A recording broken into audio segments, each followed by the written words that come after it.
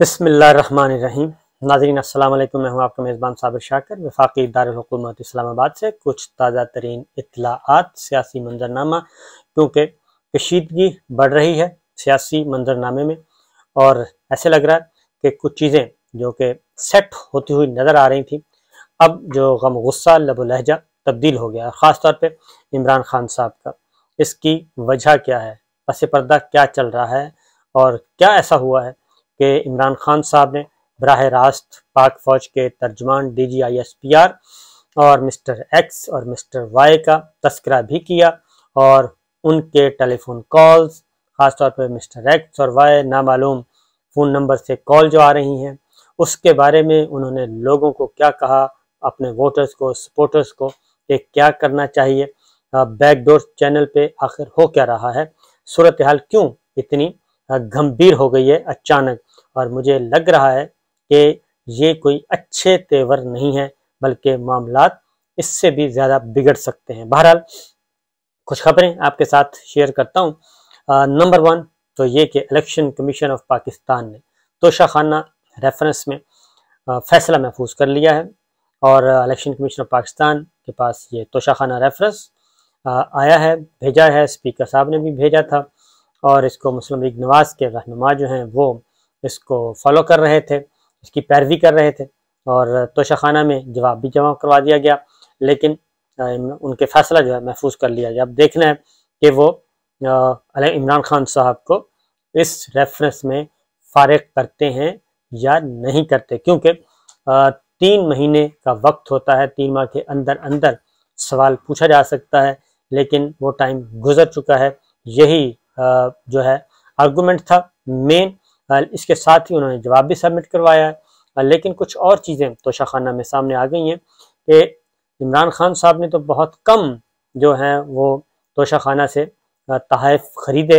اور جبکہ دوسرے پچھلے جو ادوار ہیں 2013 سے 18 تک وہ ایک لمبی فہرست ہے، اور یہ بھی اطلاع آئی ہے کہ مبینہ طور پہ وہاں سے بغیر قیمت کے بھی کچھ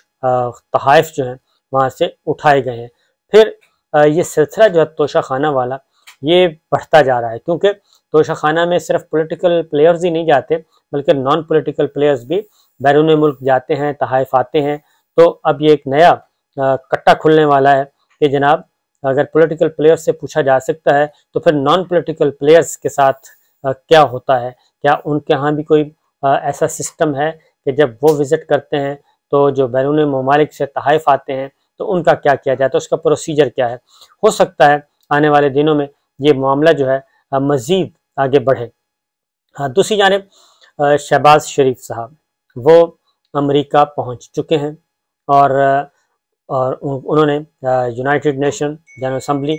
اقوام متحدہ کی جنرل اسمبلی سیشن سے خطاب کرنا ہے، جمعے کے دن ان کا خطاب ہے۔ اس سے پہلے پہنچ چکے ہیں بلاول بھٹو زرداری، ان کی ملاقاتوں کا سلسلہ بھی شروع ہو چکا ہے، اور چین کے وزیر خارجہ سے ملے ہیں۔ اسی طریقے سے شہباز شریف صاحب کی یہاں پہ لندن میں ان کی بہت ساری ملاقاتیں ہوئی ہیں۔ بہرحال دیکھتے ہیں کہ کیا ہے، لیکن وہاں پہ ہو کیا رہا ہے جی نیو یارک میں بلاول بھٹو، ایک بات ذہن میں رکھیں کہ بلاول بھٹو سعودی عرب میں بھی شہباز شریف صاحب کے ساتھ نہیں تھے، اور وہاں پہ بھی جو ان کے خلاف نعرے بازی ہوئی تھی سعودی عرب میں، مدینہ منورہ میں، تو بلاول بھٹو شہباز شریف صاحب کے ساتھ نہ ہی حرم پاک میں انٹر ہوئے تھے اور نہ ہی ان کے ساتھ گئے تھے، انہوں نے اپنا الگ وزٹ رکھا ہوا تھا، لیکن وہاں پہ آفیشیل میٹنگ میں وہ اکٹھے تھے، لیکن پبلک پلیسز پہ عمرے کی ادائیگی کی، مدینہ منورہ مسجد نبوی صلی اللہ علیہ وسلم گئے تو وہاں پہ ان کے ساتھ نہیں تھے، اور اسی لیے وہ احتجاج سے بھی بچ گئے تھے۔ شہباز شریف صاحب اس احتجاج کی زد میں مسلم لیگ نواز والے آ گئے تھے، اور شاہ زین بگٹی بھی آئے تھے۔ اب امریکہ میں بھی یہی ہوا ہے۔ امریکہ میں حالانکہ امپورٹڈ سرکار تو پوری کی پوری ہے، اس میں تو پارٹ اینڈ پارسل ہے، اور اہم پیپلز پارٹی کی اہم جماعت ہے، لیکن نیو یارک میں بھی اقوام متحدہ کی جنرل اسمبلی کی عمارت کے باہر جو احتجاج ہو رہے ہیں، جو مظاہرے ہو رہے ہیں، جو لگائے ہوئے ہیں پوری کی پوری فوٹو لگائے ہوئے ہیں، بینر لگائے ہوئے ہیں، اور لوگوں نے احتجاج کیا، وہ صرف شہباز شریف پرائم منسٹر کے خلاف کیا اور کسی کے خلاف نہیں کیا۔ وہاں پہ جتنے بینر لگے ہوئے ہیں، جو سلوگنز ہیں، وہاں پہ نعرے درج ہیں، وہ سب کے سب شہباز شریف کے خلاف ہیں۔ بلاول بھٹو صاحب بالکل وہ جیسے مکھن سے بال نکالتے ہیں، بالکل ایک سائڈ پہ ہیں اور اپنی ملاقاتیں کر رہے ہیں اور انجوائے کر رہے ہیں، اور ساری کی سارا احتجاج ہو رہا ہے ادھر ہو رہا ہے۔ لندن میں بھی جب شہباز شریف صاحب کی ملاقات ہوئی تو باہر ان کے خلاف بھی احتجاج کیا گیا، اور پاکستان تحریک انصاف اور اوورسیز پاکستانی، اور اس بار یہ ہوا کہ مسلم لیگ نواز کے طرفدار جو ہیں وہ بھی آئے ہوئے تھے۔ بہرحال یہ تو چیزیں چلتی رہتی ہیں اور یہ آگے بڑھے گا، لیکن کشیدگی کی وجہ وہ میں آپ کو بتانے جا رہا تھا۔ کشیدگی 3-4 وجوہات کی وجہ سے جی ہے۔ عمران خان صاحب کے ساتھ کچھ جو وعدے وعید کیے گئے تھے وہ پورے نہیں ہو رہے، اور ایسا لگ رہا ہے کہ عمران خان صاحب کو ایک بار پھر ٹرک کی بتی کے پیچھے لگایا گیا، اور انہوں نے پھر اعتماد کیا، لیکن ابھی تک جو کچھ ان سے کہا گیا تھا وہ چیزیں ہو نہیں رہیں۔ اسی دوران اب اگلی جو بات ہے وہ یہ ہے کہ جو انسداد دہشت گردی ایکٹ جو ہے وہ اب سمجھیں کہ اس کا تو بے دریغ استعمال ہو رہا ہے۔ اب مقابلہ چل رہا ہے وفاقی حکومت اور صوبائی حکومتوں میں۔ اب پنجاب میں ایک پاکستان ٹیلی ویژن میں پریس کانفرنس نشر کی تھی جاوید لطیف صاحب کی اور مریم اورنگزیب صاحبہ کی، دونوں کی press conference P T V پہ دکھائی گئی، اور وہ کافی تھی، کیا کہنا چاہیے، وہ اعتراض، بہت ساری اس میں اعتراض والی چیزیں تھیں اور تشویشناک چیزیں تھیں، اور بہت ہی خطرناک تھی نتیجے کے اعتبار سے، کیونکہ عمران خان صاحب پہ عقائد کے اعتبار سے سنگین ترین الزامات عائد کیے گئے تھے، پی ٹی وی نے دکھائی۔ اب جاوید لطیف صاحب اور مریم اورنگزیب صاحبہ پہ مقدمہ درج کر لیا گیا پنجاب میں، اور یہ ایک مسجد کے امام ہیں، ان کی مدعیت میں یہ درج کیا گیا، دونوں کے خلاف مقدمہ۔ آگے بڑھتے ہیں جی کہ آٹا بہت مہنگا ہو گیا، مہنگائی عروج پہ ہے، اور مہنگائی پہنچ چکی ہے آلموسٹ 47% پہ۔ ایک دفعہ پھر یعنی 3 ہفتوں میں یہ دوسری دفعہ یوٹیلیٹی سٹورز کارپوریشن، جو کہ وفاقی حکومت کے ماتحت ہے، یوٹیلیٹی سٹور کارپوریشن نے اپنی اشیاء خوردنوش کی قیمتوں میں اضافہ کر دیا، اور اضافہ بھی اچھا خاصا کر دیا ہے۔ دالوں کی قیمتوں میں اضافہ ہو گیا ہے، اور 25 روپے فی کلو اضافہ کیا گیا دالوں کی قیمتوں میں۔ چائے پتی جو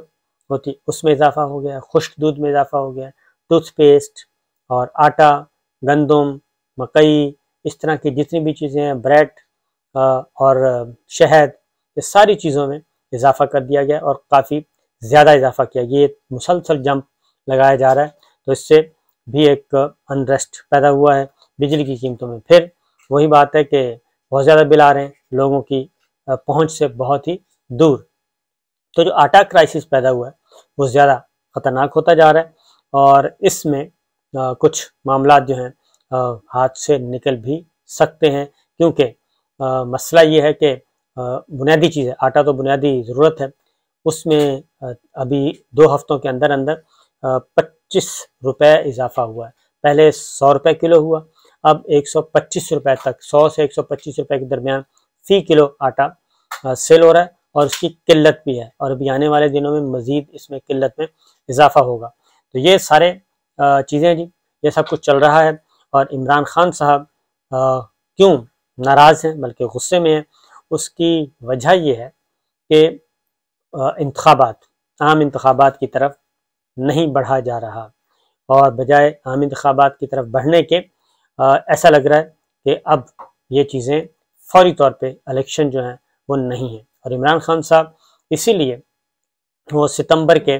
آخری ہفتے میں تیاری کر رہے ہیں۔ آج 20 تاریخ ہو گئی ہے، اور ستمبر کے آخری دنوں میں وہ کال دینا چاہتے ہیں، آخری کال، اور آخری کال جو ہے وہ کافی بھرپور طریقے سے وہ تیاری کر رہے ہیں، کیونکہ ان کے پاس اب وقت جو ہے وہ کم سے کم ہوتا جا رہا ہے۔ اس کی ریزن نئے آرمی چیف کی تقرری ہے، اور اگر عمران خان صاحب نے جو تجویز دی تھی وہ تجویز ابھی تک کہیں نظر نہیں آ رہی، اور جنرل صاحب جو ہیں وہ اپنے ریٹائرمنٹ کی طرف جا رہے ہیں۔ نئے آرمی چیف کا فیصلہ ہو چکا ہے، نیا آرمی چیف اپوائنٹ ہوگا، اور عمران خان صاحب نے چاہتے تھے کہ جناب پہلے الیکشن کروائے جائیں اور الیکشن کی تاریخ دی جائے، اور جنرل صاحب جو ہیں ان کو ایکسٹینڈ کیا جا سکتا ہے، لیکن ابھی تک اس میں کوئی ڈیولپمنٹ نہیں ہوئی۔ اور خاص طور پہ انہوں نے جو تنقید کی ہے مسٹر ایکس اور مسٹر وائی پہ اور پاک فوج کے ترجمان پہ، انہوں نے کہا ہے واضح طور پہ کہ نئے آرمی چیف کی اپوائنٹمنٹ کا اختیار ان لوگوں کو نہیں دیا جا سکتا۔ آرمی چیف کا عہدہ انتہائی اہم ہے، اہم نوعیت کا ہے، اور پاکستان مسلح افواج کا ادارہ جو ہے وہ اس پہ بیس کرتا ہے پاکستان کی سلامتی، لہذا قومی سلامتی کے سب سے بڑے ادارے کے سربراہ کا تقرری کا اختیار ان کو نہیں دینا چاہیے، اور اگر ان کو دیا جائے گا تو پھر دمادم مست قلندر ہوگی۔ اور اسی لیے انہوں نے فائنل کال کے لیے تیاریاں شروع کر دی ہیں خاص طور پہ، اور ان کا لب و لہجہ بھی کافی تلخ ہوا ہے، تلخیوں سے بھرا ہوا تھا، اور انہوں نے عوام کو بھی کہا، شہریوں کو بھی کہا، اور خود بھی کہا کہ اب ہم کسی سے ڈریں گے نہیں، کوئی نامعلوم کال آتی ہے اس سے بھی نہیں ڈریں گے، کسی اور سے بھی نہیں ڈریں گے، بلکہ وہ کہتے ہیں کہ اینٹ کا جواب پتھر سے دیا جائے گا، تو وہ پتھر سے جواب دینے کی طرف بڑھ رہے ہیں۔ اور اگر ایسا ہوتا ہے ستمبر کا آخری ہفتے میں کال دیتے ہیں تو وہ اکتوبر کے مڈ سے پہلے کی کال ہوگی، 15 اکتوبر سے پہلے کی۔ اگر یہ ہو گیا تو معاملات خراب ہو سکتے ہیں، صورتحال حالات و واقعات نکل سکتے ہیں۔ حالات کی نزاکت کا تقاضا یہی ہے کہ صورتحال کو سنبھالا جائے۔ اس کی دوسری جانب شہباز شریف صاحب امریکہ میں آپ کو بتایا، اور ان کی واپسی جو ہے کم از کم 1 ہفتہ تو وہ باہر ہی ہیں، 1 ہفتے بعد جب واپس آئیں گے تو کوئی چیزیں کھلیں گی، لیکن ان کی جو لندن میں ملاقاتیں ہوئی ہیں نواز شریف صاحب کے ساتھ، اس میں کوئی ایسی ایمرجنسی والی بات نظر نہیں آ رہی، وہ بڑے پرسکون ہیں، پیسفل طریقے سے آگے بڑھ رہے ہیں، لیکن وہ سوال وہیں کا وہیں ہے کہ آرمی چیف کی اپوائنٹمنٹ وزیر اعظم کا اختیار ہے، لیکن اس اختیار کو استعمال کوئی اور کر رہا ہے، اور کوئی اور استعمال کر رہا ہے، تو یہ کافی خطرناک اور تشویشناک پہلو ہے۔ ایک تو غیر آئینی اقدام تو ہے ہی ہے، لیکن اگر یہ ریت چل پڑی تو پھر مستقبل میں کچھ بھی ہو سکتا ہے۔ کل کو کوئی بھی سزا یافتہ شخص کوئی بھی اگر قانون اور آئین نہیں مانتے تو پھر معاملات خراب ہو سکتے ہیں۔ اجازت دیجیے، اللہ حافظ۔